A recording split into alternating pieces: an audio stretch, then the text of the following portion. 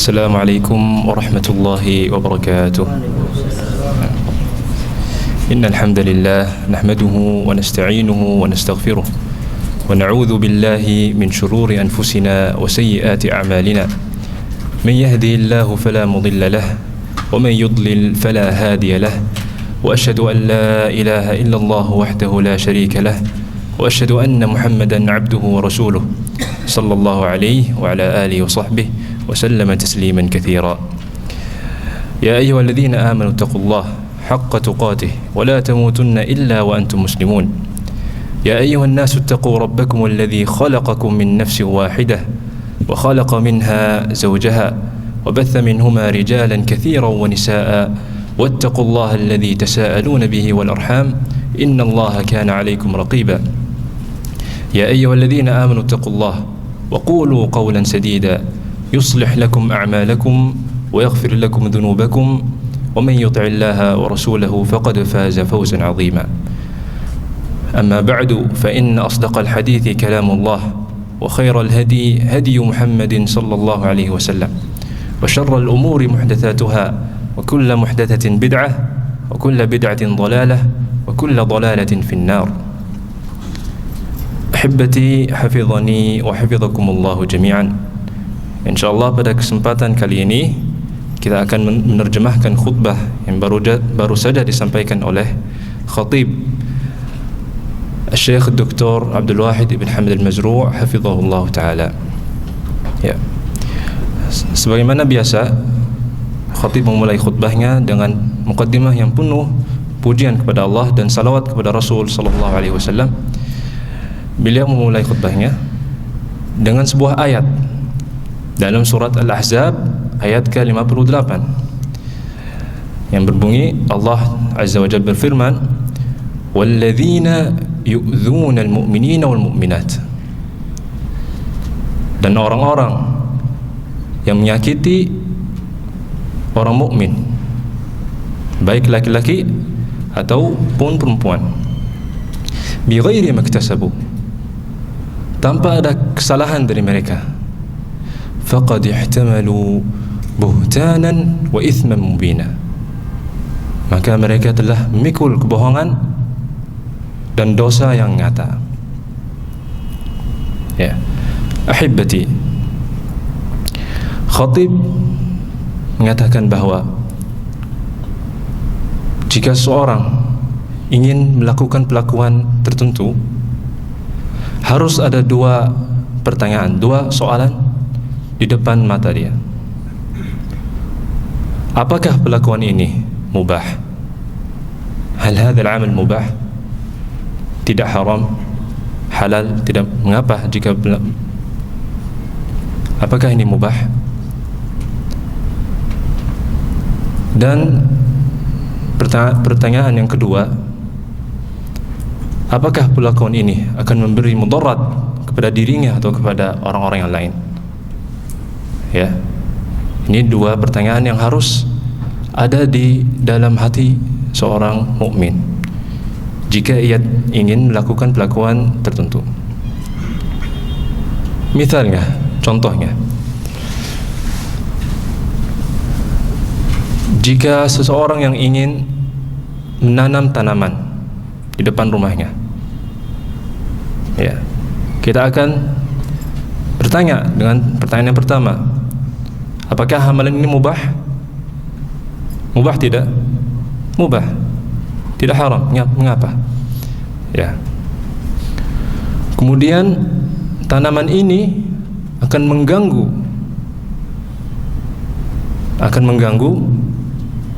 jarnya. Ya. Akan mengganggu tetangganya. Ya. Jadi kita pergi ke pertanyaan yang kedua. Apakah amalan ini akan memberi mudarat kepada orang-orang yang lain? Ya atau tidak? Iya. Maka tinggalkanlah amalan ini. Ya. Ya, ini yang dimaksud oleh Khatib. Ya. Pertanyaan pertama, apakah ini mubah? Jika jawabannya tidak, tinggalkanlah. Jika iya, teruskanlah kepada pertanyaan yang kedua. Apakah amalan ini akan memberi mudarat? Jika iya, tinggalkanlah. Jika tidak, maka tafaddallah, tidak mengapa. Kemudian Khatib membawa tafsir Ibnu Katsir dalam ayat ini, walladzina yu'dzuna al-mu'minina wal mu'minati bighairi maktasabu, orang-orang yang menyakiti orang mukmin tanpa ada kesalahan dari mereka. Ibnu Katsir mengatakan rahimahullah,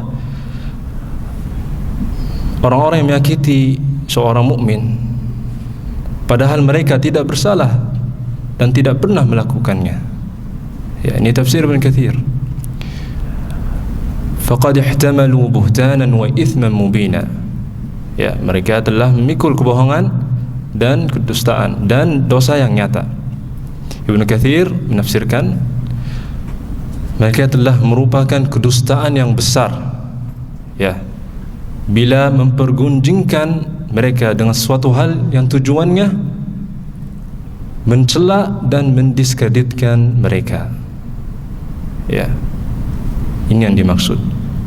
Tujuannya mereka hanya mencela orang-orang mukmin dan mendiskreditkan mereka. Mereka akan memberi ancaman yang sangat kasar, yaitu faqad ihtamalu buhtanan wa itsman mubina, dan dosa yang nyata. Ya. Dan At-Tabari rahimahullah membawa tafsir yang lain. Walladzina yu'dzuna, orang yang menyakiti. At-Tabari rahimahullah menafsirkan menyakiti ini dengan yaqfuna, yaitu menuduh. Ya. Jadi menurut At-Tabari, orang-orang yang menuduh orang-orang mukmin dan mencela mereka untuk mencemarkan nama baik mereka. Ya. Ini tafsir At-Tabari rahimahullah. Ya. Menuduh mereka. Ya, fulan ini telah melakukan ini padahal dia tidak. Ya. Faqad ihtamalu buhtanan wa ithman mubina. Kemudian Ibnu Umar rahimahullah radhiyallahu anhuma wa rahimahuma mengatakan tentang orang-orang yang menyakiti orang-orang mukmin. Bagaimana jika ia disakiti karena berbuat baik? Oleh karena itu mereka dilipat gandakan siksanya. Ya. Ya, jadi orang-orang ini menyakiti seorang mukmin padahal mereka melakukan perlakuan yang baik. Oleh karena itu siksanya dilipat gandakan. Dan Abu Qatadah rahimahullah wa radhiyallahu anhu mengatakan kataan yang sangat mengerikan. Beliau berkata, janganlah kalian sekali-kali menyakiti orang mukmin. Kenapa? Li'anna Allah yahutuhu wa yaghdabu lah. Karena Allah melindunginya dan murka karenanya. Ya. Coba saja, jika Allah melindungi seorang hamba, apakah ia akan terkena mudarat? Tidak. Mudarat segala apapun tidak akan terkena karena Allah melindunginya. Oleh karena itu hati-hati, jangan sampai menyakiti seorang mukmin. Ya. Dan juga Allah murka karenanya. Dan murka Allah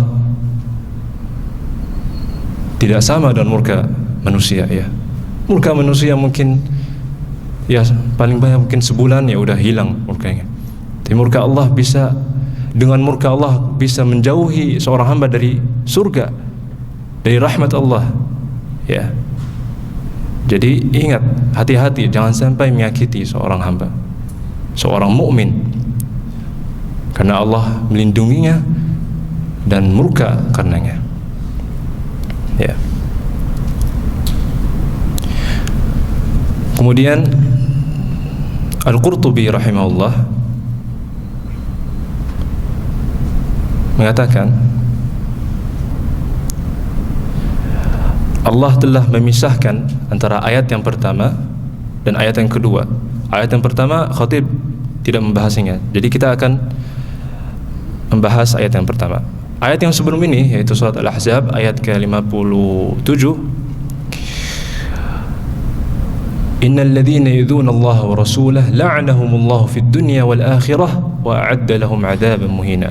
Sungguhnya orang-orang yang menyakiti Allah dan Rasulnya, Allah akan melaknatnya di dunia dan di akhirat, dan menyediakan baginya siksa yang menghinakan. Ya. Kemudian Al-Qurtubi rahimahullah membahas antara ayat yang pertama dan ayat yang kedua. Beliau berkata, Allah telah memisahkan antara ayat yang menerangkan tentang akibat dari menyakiti Allah dan menyakiti Rasulnya, dan antara ayat yang kedua yaitu akibat yang menyakiti kaum mukminin. Kenapa Allah memisahkan antara ini, dua perkara ini? Dengar. Karena siapapun yang melakukan hal yang pertama, yaitu yang menyakiti Allah dan Rasulnya, dianggap sebagai kafir. Sedangkan siapapun yang melakukan hal yang kedua, yaitu menyakiti siapa? Orang-orang mukmin, dianggap berbuat dosa besar. Ya, dianggap berbuat dosa besar. Ya. Ini sebab Allah memisahkan antara ayat yang pertama dan ayat yang kedua, karena beda-beda hukumnya. Yang pertama dianggap sebagai kafir, yang kedua dianggap sebagai berbuat dosa besar. Ya, hati-hati. Ya.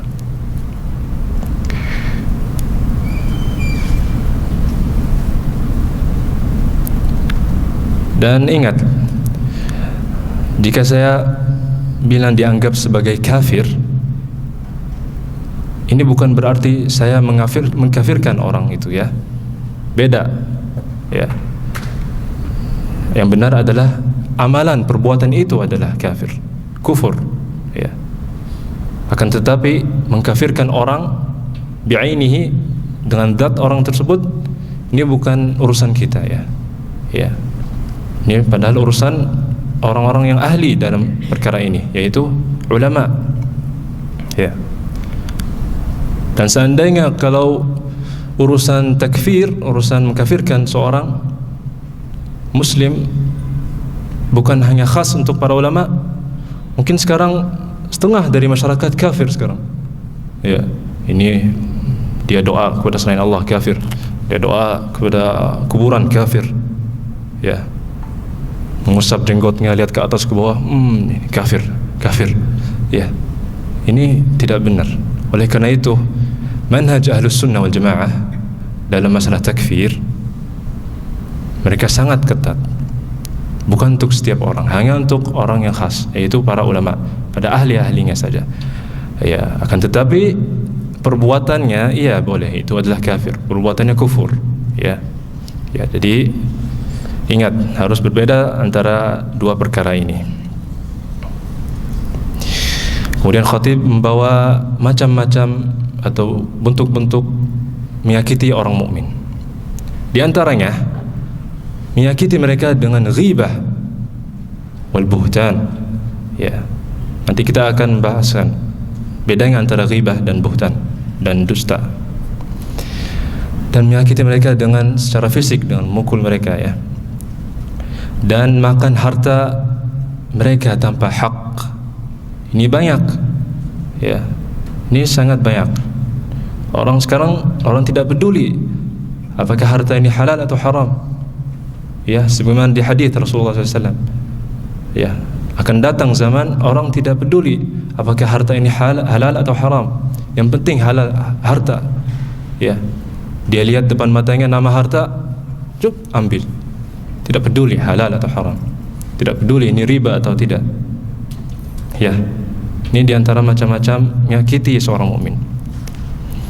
Dan diantaranya mengganggu dengan gangguan yang tidak menyenangkan. Ya, kemudian khatib membawa beberapa misal diantara gangguannya, yaitu mengangkat suara.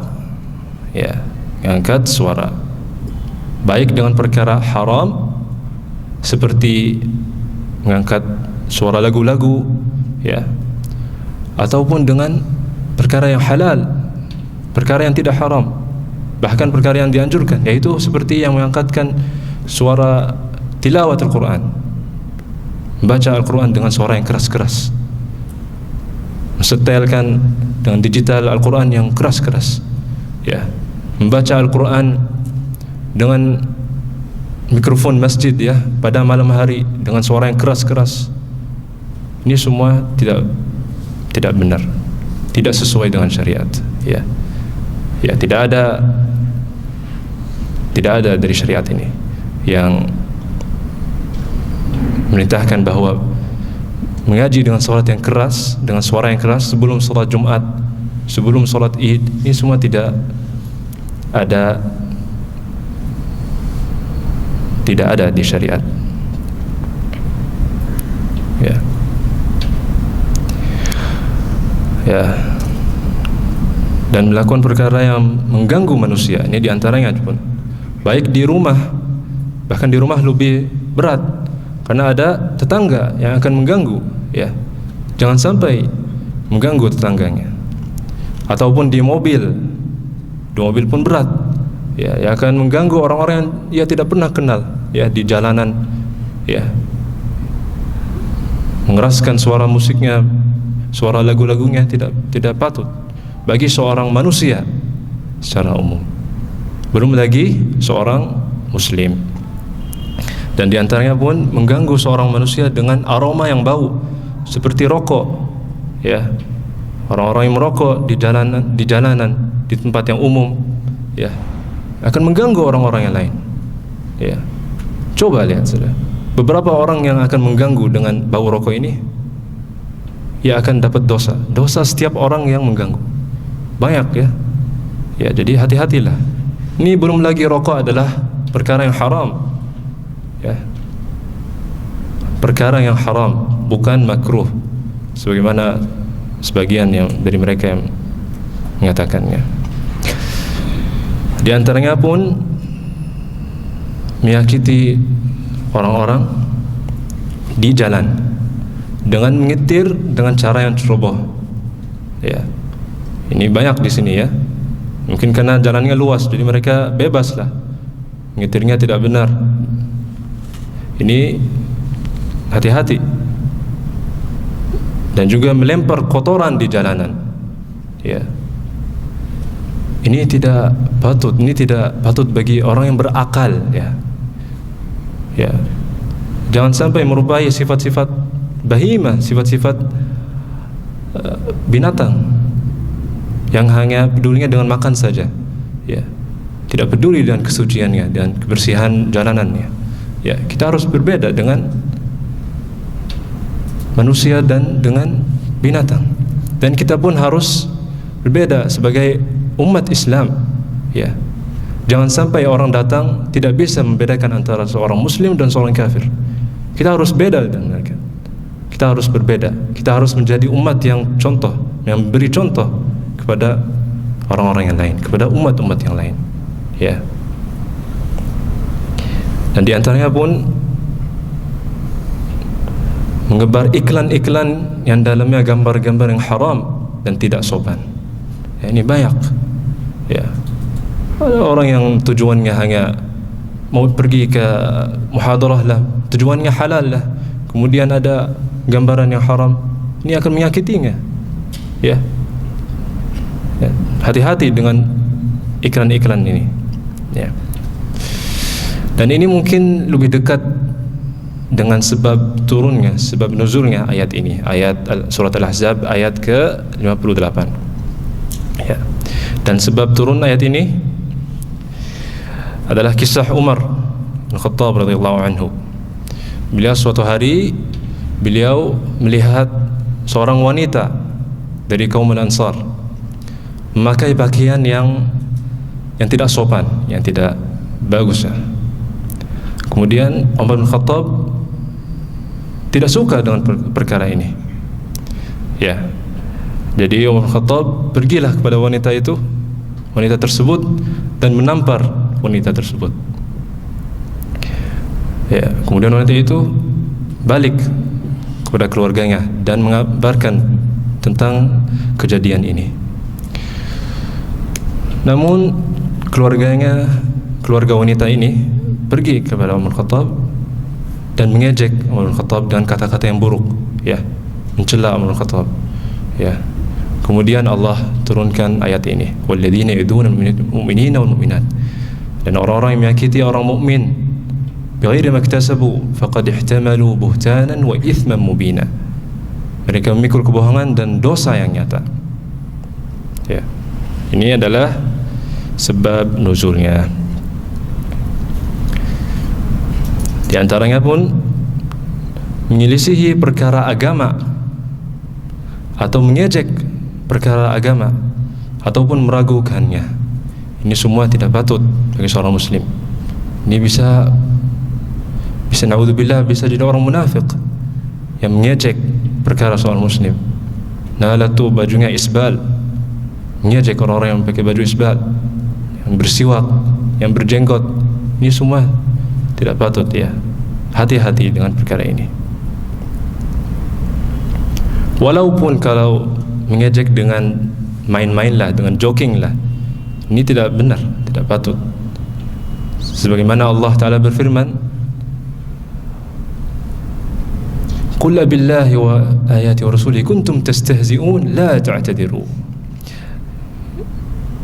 Allah Ta'ala berfirman dalam surat Taubah, dan jika kamu tanyakan kepada mereka tentang apa yang mereka lakukan, yaitu mereka mengejek kaum muslimin, tentulah mereka akan menjawab, sungguhnya kami hanyalah bersenda gurau dan bermain-main saja, ya. Mereka bermain-main saja. Ini orang-orang munafik. Kemudian Allah berfirman, apakah dengan Allah, ayat-ayatnya dan Rasulnya kamu selalu berolok-olok? Tidak usah kamu minta maaf, karena kamu kafir sesudah beriman, ya. Mereka bermain-main saja. Bermain-main saja bisa menuju kepada kekufuran. Ya, jadi hati-hati. Jangan sampai mengejek seorang muslim. Jangan sampai mengejek dengan penampilannya, dengan bajunya yang sesuai dengan syariat, ya. Walau dengan cara main-main saja, ya. Ya, dan diantaranya pun yang terakhir, menyebarkan foto-foto dan mengintip perkara yang pribadi bagi orang-orang. Ya, ini banyak sekarang orang-orang yang mengintip foto-foto pribadi dalam HP lah, dalam laptop dan yang lain-lain. Ya. Dan macam-macam menyakiti seorang muslim banyak, ya. Selain ini banyak banget. Ya. Jadi kita harus hati-hati. Ya. Ingat dua pertanyaan, yaitu apakah perlakuan ini mubah, tidak mengapa, halal, dan pertanyaan kedua, apakah perlakuan ini akan beri mudarat kepada orang yang lain, ya. Ya, kita harus ingat dengan pertanyaan ini, ya. Kemudian khatib membawa sebuah pertanyaan, apakah orang ini, orang yang menyakiti seorang muslim, tidak takut min da'watil mazlum, dengan doa orang yang dizalimi? Apakah orang yang menyakiti seorang mukmin tidak takut dengan doanya? Kenapa? Karena doa orang yang dizalimi mustajabah, akan dikabulkan. Ingat. Dan ingat, bukan hanya seorang muslim saja. Da'watul mazlum, baik seorang muslim atau kafir, ya, baik seorang muslim atau kafir, ya. Jadi jangan menyakiti seorang kafir dan mengatakan, ya, dia akan masuk neraka lah, tidak mau apa. Tidak. Da'watul mazlumi mustajabah, ya. Sebagaimana Rasulullah SAW bersabda, ittaqi da'watul mazlum fa innahu laysa bainallahi hijab. Takutlah kepada doa orang-orang yang dizalimi, sebab tidak ada hijab antaranya dengan Allah. Artinya mustajabah, langsung dikabulkan, ya. Jadi hati-hati dengan doa orang yang dizalimi, ya. Kemudian kita kembali kepada perkara ghibah, ya. Dari hadis Aisyah radhiyallahu anha qalat, berkata, qala Rasulullah sallallahu alaihi wasallam, Rasulullah sallallahu alaihi wasallam bersabda li ashabihi, kepada sahabatnya, ayyur riba arba 'inda Allah, riba apakah yang paling parah di sisi Allah? Qalu Allah wa rasuluhu a'lam, mereka menjawab, Allah dan Rasulnya lebih mengetahui. Qala, beliau bersabda, arba riba 'inda Allah, riba yang paling parah di sisi Allah, istihlalu 'ard imri'i muslimin, menghalalkan kehormatan seorang muslim. Ya, ini riba yang paling parah di sisi Allah, menghalalkan kehormatan seorang muslim, baik dengan menyakitinya dengan kata-kata yang buruk atau yang lain-lain. Ya, ya.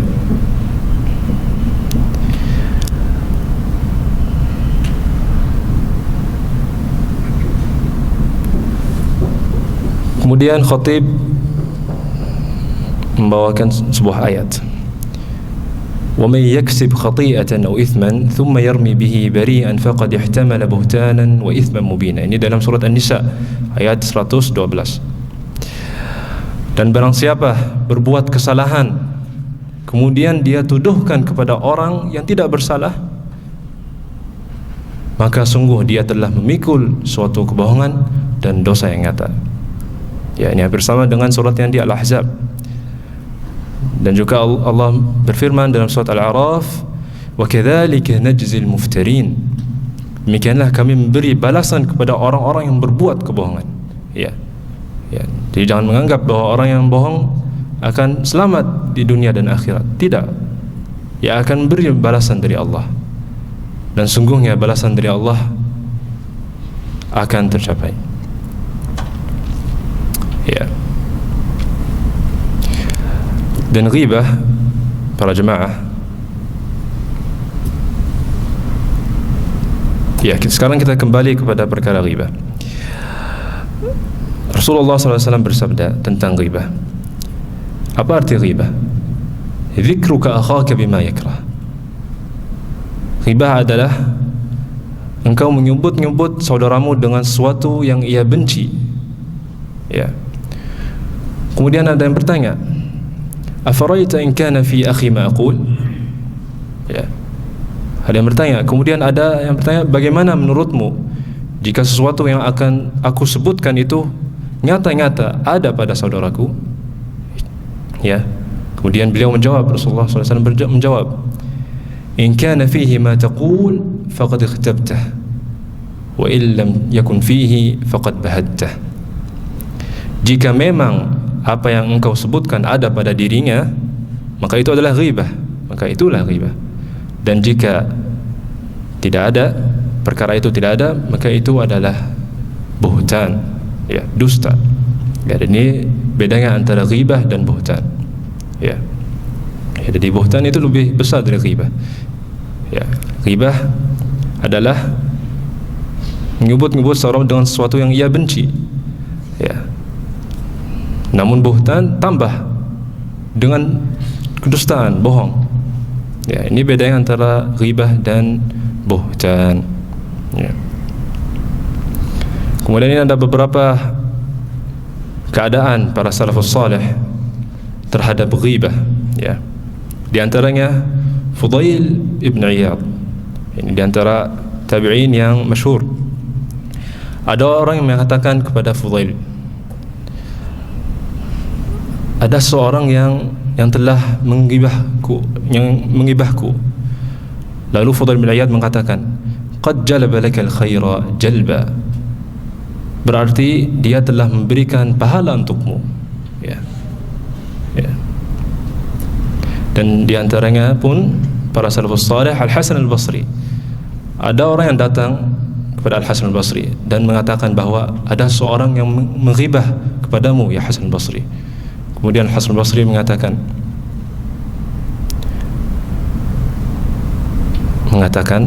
dengan jawaban yang lucu ya.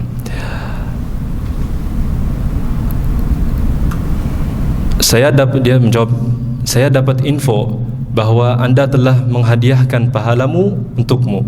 Ya, dia menjawab kepada orang yang menghibahkannya. Saya dapat info bahwa Anda telah menghadiahkan pahalamu untukku. Maka saya ingin membalasnya kepadamu dengan kurma rutab ya. Ya. Kemudian beliau mengatakan, saya mohon maaf, saya tidak mampu memberikan balasan yang setimpal. Ya. Maksudnya beliau tidak bisa menghibah, tapi dia bisa menghadiahkan dengan rutab. Ya.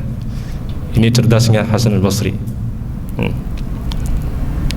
Dan diantaranya pun kata-kata para salafus salih, yaitu Abdullah bin Mubarak, beliau mengatakan, "Lau kuntu mughtaban li ahadan laghtabtu walidai li'annahuma ahaqqu bi hasanati." Seandainya saya boleh menghibah orang lain, tentu saya akan menghibah kedua orang tuaku, karena mereka yang paling berhak untuk mendapatkan pahalaku. Ya. Ya. Ya, jadi sampai sini khatib telah selesai khutbahnya, dan ada beberapa tambahan yang penting. Di antaranya ada 6 keadaan yang dibolehkan, ya, dibolehkan untuk menghibah seorang lain. Ya. Yang pertama,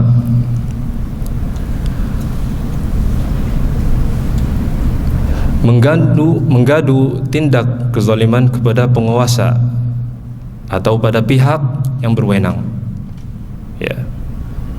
Semisal ada orang yang mengatakan kepada pihak, si A telah menzalimiku, ya, maka hukumlah dia dengan begitu-begitulah. Ya. Ini keadaan yang pertama, ini boleh menghibahkannya. Keadaan yang kedua, meminta tolong agar dihilangkan dari suatu perbuatan mungkar, dan untuk membuat orang yang berbuat kemungkaran tersebut kembali pada jalan Allah, kembali pada jalan yang benar. Ini keadaan yang kedua. Ya. Jadi meminta tolong agar dihilangkan darinya kemungkarannya, dan agar orang yang ghibah kembali kepada jalan yang benar. Ya. Ini adalah keadaan yang kedua.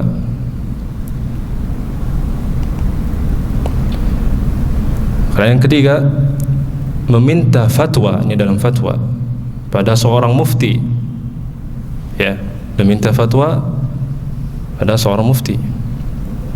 Misalnya orang yang ingin bertanya, seorang mufti, keluargaku, saudaraku telah menzalimiku demikian-demikian, apa hukumnya? Ya, kayak gitu. Ini tidak mengapa. Bagaimana cara aku lepas dari kezalimannya? Ini tidak mengapa. Tidak mengapa menggibahi jika dalam keadaan fatwa. Ya.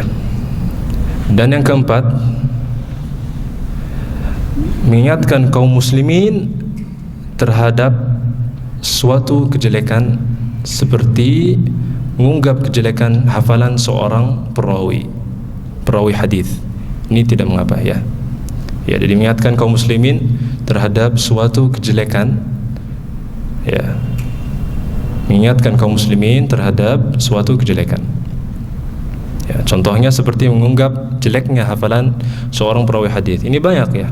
Banyak ahli hadis, ulama hadis, mereka mengatakan, ya, bahwa orang ini matruk, orang ini hafalannya lemah, orang ini tidak benar hafalannya, tidak benar, kayak gitu. Ini tidak mengapa. Ya. Dan ini ada sebuah kata dari ulama hadis. Ya, ada yang mengatakan kepada sebuah alim hadis, apakah engkau tidak merasa khawatir kalau orang yang engkau tinggalkan hadisnya menjadi musuhmu pada hari kiamat? Kemudian beliau menjawab, si alim ini, lebih baik bagiku orang-orang itu menjadi musuhku daripada aku harus bermusuhan dengan Rasulullah sallallahu alaihi wasallam. Ya. Jadi pada saat itu sehingga beliau Rasulullah sallallahu alaihi wasallam akan berkata kepadaku, "Mengapa kamu tidak melawan orang-orang yang berdusta atas namaku?" Ya. Jadi beliau tidak mengapa beliau menjadi musuh, orang itu menjadi musuh. Ya. Lebih penting jangan sampai Rasulullah menjadi musuhnya. Ya. Oke. Yang kelima, keadaan yang kelima.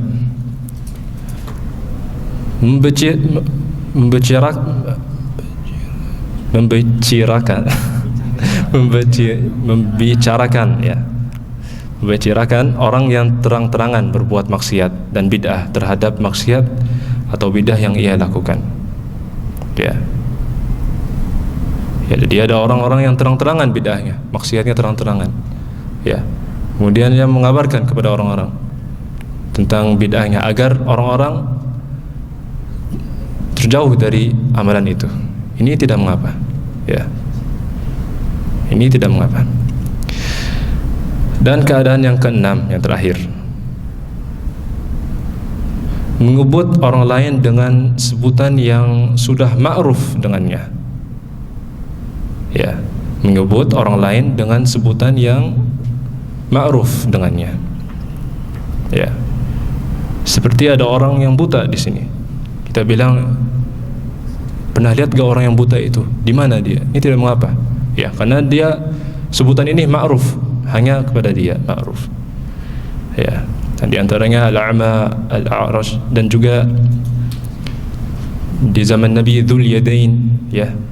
Dzul Yadain ini ada sahabat yang tangannya panjang banget. Ya, dikatakan Dzul Yadain, orang yang tangannya panjang.